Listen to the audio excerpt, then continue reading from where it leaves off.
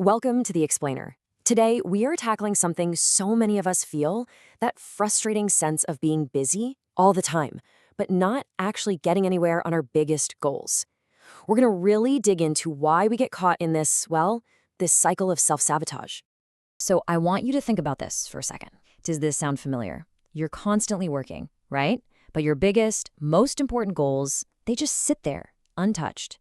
You look up and a week, a month, maybe even a whole year has just vanished. If you're nodding along right now, trust me, you are definitely not alone.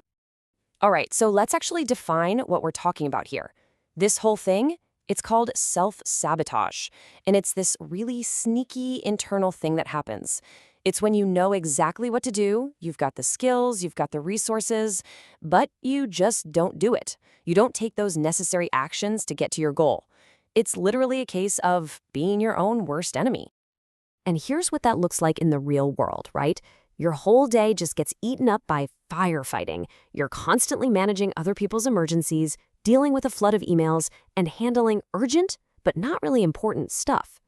And at the end of the day, there's just nothing left in the tank for your own projects. Okay, so what is going on here? Why does this keep happening? We're going to dive into uncovering the real reason you're stuck. Because, it's easy to say, oh, I just need better time management, but the truth is usually way deeper than that. This is so interesting. Look at the difference here. On one side, you have the common excuses, right? The stuff we tell ourselves. I don't have enough time. The market is terrible. My team isn't pulling their weight. But on the other side, that's the real reason. It's something called an ontological trap. It's your state of being, your internal narrative. It's all happening inside you. Now, ontological trap sounds super academic and complicated, but I promise it's not. Ontological just means your state of being. So the trap is basically your mindset. It's a state of being that's shaped by these quiet little thoughts in the back of your head, like I'm stuck or I'm just not good enough. And that state of being is what ends up controlling your actions or your lack of action. And this is the vicious loop that it creates. It all starts with the pressure from a big goal, right? That pressure makes you anxious, so what do? You avoid the key tasks. You get busy with all that firefighting instead. Of course, time passes and the goal is still unmet, and that leads to, you guess it, guilt and anxiety, which just adds more pressure and the whole cycle starts right back up again.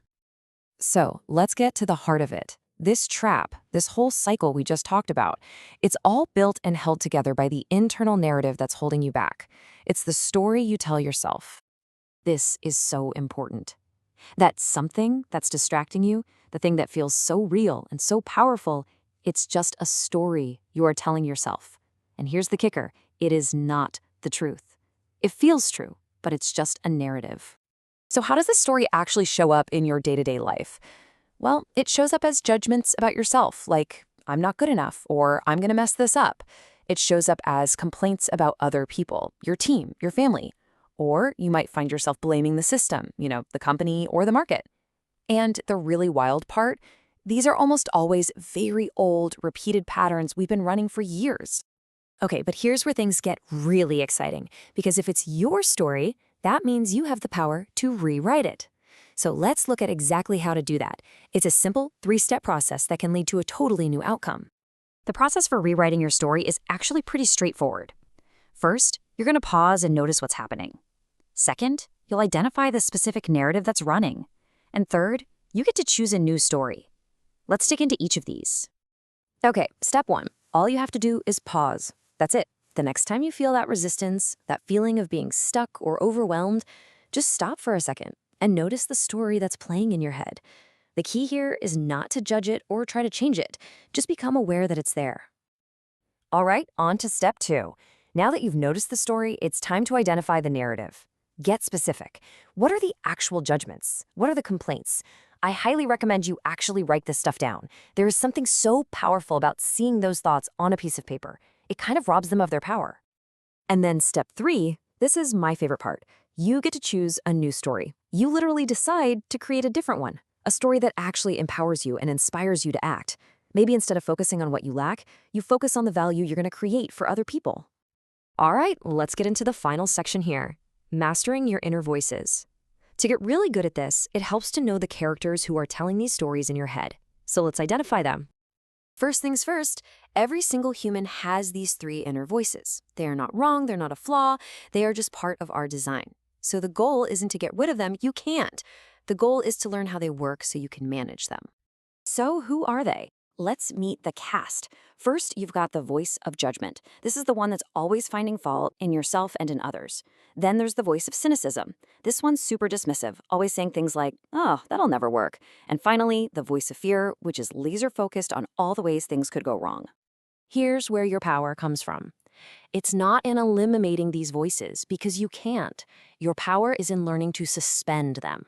You can notice them, see them for what they are, just voices, just thoughts, and then you can choose to set them aside, even for a little while, so you can get to work. Okay, so let's talk about your next step.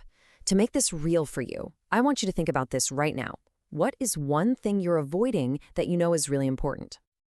And then, ask yourself this. What story are you telling yourself about it? I mean, what are the specific judgments, the cynical thoughts, the fears that are keeping you stuck? Because once you identify that story, that is the first, most powerful step you can take to finally rewriting it.